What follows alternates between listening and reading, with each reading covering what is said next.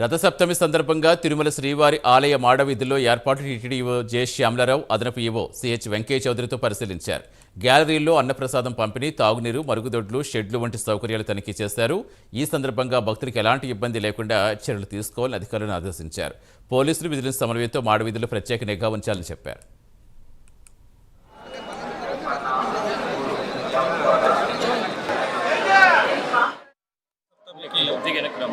అన్ని రకాల ఏర్పాట్లు కూడా 7 వాహనాలలో స్వామివారు భక్తులకు మాడవీధుల్లో దర్శనమిస్తారు. సుమారుగా 2 లక్షల నుంచి 3 లక్షల దాకా భక్తులు ఈ మాడవీధుల్లో వాహనాలు వీక్షించడానికి వస్తారని అంచనా వేస్తున్నాము. 5:30కి సూర్యప్రభ వాహనం ప్రారంభమవుతుంది. భక్తులందరూ చాలామంది కూడా ఇప్పటికే వచ్చి గ్యాలరీలో కూర్చుని ఉన్నారు. ఈసారి వారికి ఇబ్బంది లేకుండా గ్యాలరీలో కూడా మొత్తం అంతా కూడా షేడ్ వేయడం జరిగింది. పోయినసారి బ్రహ్మోత్సవాల ఎండవేడి ఎక్కువగా ఉండడం చూసి చాలామంది భక్తులు కూడా ఇది అడగడం జరిగింది. అందుకని ఎక్కువ ఎక్కడా కూడా ఇబ్బంది లేకుండా, చలి కానీ ఎండ కానీ ఎక్కడా ఇబ్బంది లేకుండా అందరికీ కూడా షేడ్స్ అది వేయడం జరిగింది. ఎక్కడా కూడా ఇబ్బంది లేకుండా సెక్యూరిటీ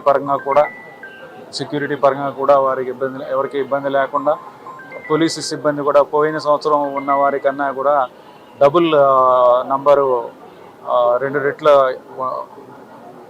ఉపయోగించడం జరిగింది. పోయిన సంవత్సరం 750 మంది పోలీసు సిబ్బంది ఉంటే ఈసారి 1500 పోలీసు సిబ్బంది భక్తులు రద్దీ ఉన్నప్పుడు వాళ్ళని మేనేజ్ చేయడానికి ఉపయోగించడం జరిగింది.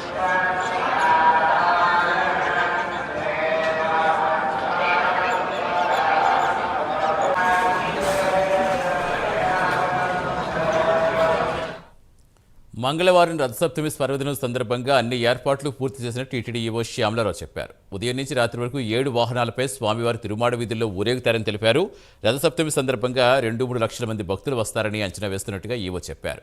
వేసవి తాపం కలగకుండా షెడ్లు ఏర్పాటు చేస్తామని, మాడవీధుల్లో ఉన్న భక్తులకు నిరంతరాయంగా అన్నప్రసాదం పంపిణీ చేస్తామన్నారు.